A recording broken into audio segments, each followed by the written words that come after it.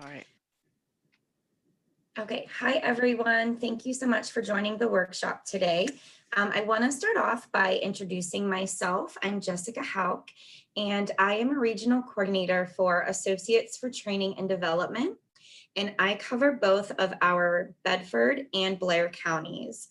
If you are not familiar with Associates for Training and Development, we are a nonprofit organization that specializes in workforce development projects for mature workers. Our expertise is in older worker issues, and we operate the Senior Community Service Employment Program in 19 Pennsylvania counties, including Blair and Bedford. Our mission is to assist mature workers become the best candidates for jobs consistent with their interest and their abilities. And our goal is to increase employment opportunities for PA mature workers. PA mature workers are of value and they really add to the workforce. If you like what you hear today and you are interested in learning some more information, you can get on our website at www.a4td.org, or you can feel free to contact me directly. My contact information is going to be at the end of this presentation, so you will get a chance to see that. When we talk about mature workers, we want to take a look at some of the advantages of being a mature worker. So let's take a look at some of these headlines and what they are saying about mature workers. Older workers are driving job growth as boomers remain in the workforce longer. Why companies should want older employees to keep working. Older employees are staying in the workforce longer. More older Americans remain in the workforce or are trying to return, and hiring older workers is suddenly in season. So even though I'm sure you've heard some myths surrounding mature workers, and mature workers really are needed and they are valued. So what are some of the myths that you've heard, or maybe even you've thought about yourself before? Maybe you've heard that mature workers can be a liability in the workplace, or they aren't going to last as long as someone that might be younger. But the reality is that mature workers are experienced. They are not all ready to retire, and they are very motivated to contribute in the workplace. They're going to stay because most of the time they are looking for long-term employment.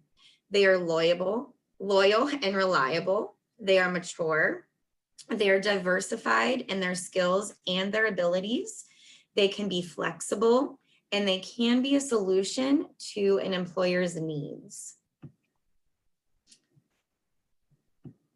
So does anyone remember David Letterman? And he used to have this top 10 list. So we have our top 10 list, and it is the top 10 reasons to hire mature workers.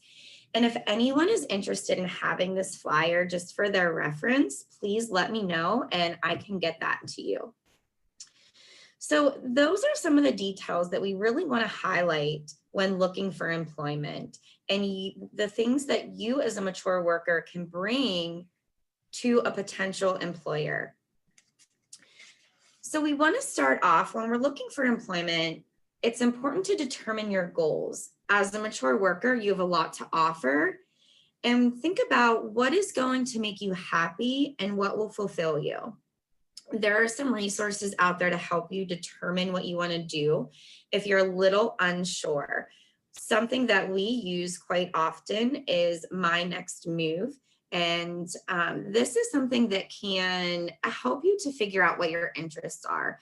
You know, do you like to work alone? Do you like to be a part of a team? Assessing your personal realities. Are you ready to work? Are you healthy enough to work? Looking at the position you're applying for and what are the physical demands of that position? What are your strengths and weaknesses? What are your interests and your values? And do you have a training need? Are there skills that you need to acquire to get the position that you're looking for? And how can you get those training needs? There are a lot of programs out there that can help you update those skills. And do you have the energy and the enthusiasm to work? So, assessing the realities of finding employment and being honest about your abilities will allow you to find the best position suited for you and will make it easier to find employment that will work long term for you. Do you want full-time or part-time employment? What is the schedule like? And what is your transportation situation? Do you have your own vehicle? And are you taking public transportation? Does the employer that you're looking at need to be along the bus route? Do you walk? Is it going to have to be close to your home? So that is something that's really important. What type of job are you looking for? What is the pay rate? Do they offer benefits? And would you like to be a mentor? There are a lot of opportunities out there that you can mentor. You have a lot of experience that you can bring to the table, and you can really mentor some of the younger employees. What else is important to you? Something else that a mature worker might want to consider is how this income might affect other benefits that you might be receiving. One thing we want to discuss are transferable skills and what employers are looking for. You have interpersonal and communication skills, customer service and problem resolution skills. How are your computer skills?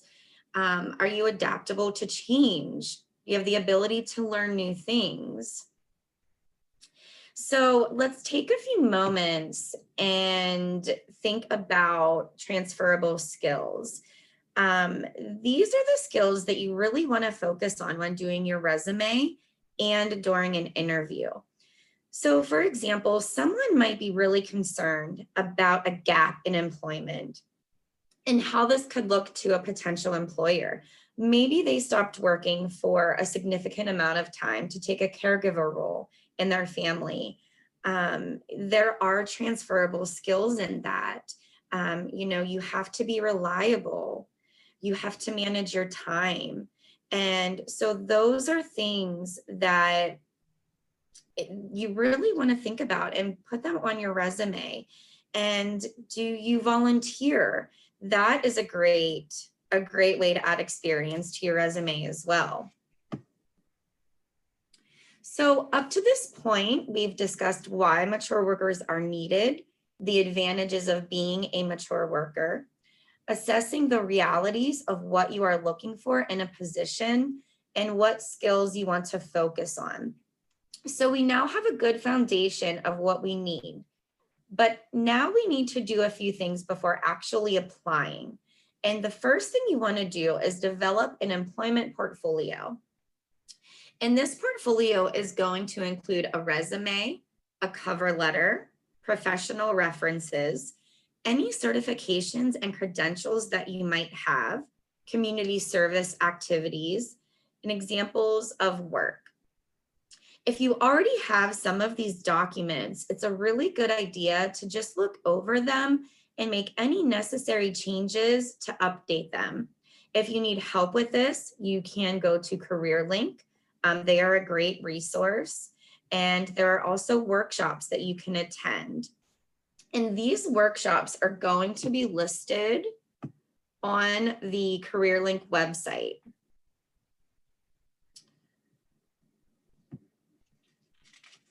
So a few things, you're going to see some of the workshops listed over here that can really help. And along with that resume, you'll see the workshop, Rev Up Your Resume. All of these workshops can help you to update your skills when doing a job search, and they're really great. You can find a lot of information on there. What to look for when you are going to find an employer. What are the typical career paths? What is the work culture and environment, the leadership of the company, Is there potential growth of the company and the employees? Their history? Are there diverse employees? Are they age neutral? So something to think about is, have you visited this employer? And if so, did you see any mature workers while you were there? Some resources where you can research some of these employers. You can go to CareerLink, your local chamber of commerce, professional associations, training organizations, media, anyone that you know in the community that you can talk to about your job search, and the Economic Development Office. So now we're going to focus on the job search. We want to focus on small companies. Emphasize your experience, making sure that you're highlighting your skills, you're developing new skills. Mature workers are eager and able to learn new skills. Address the employer's concerns and expand your network. You can do LinkedIn, you can join professional associations, and you can connect with community leaders and family and friends. You can also look at our website on a4td.org. We have some job postings up there as well that might interest you. And so now we've looked at the companies you want to look for, and it's time to apply. A good place to start is the CareerLink website. You're going to want to create an account. And when you go onto the website and create your account, it's a really good idea to make sure you write down that login information so it's easily accessible whenever you need it. If you do need help with this, you can go to CareerLink or give them a call and they can help you with this.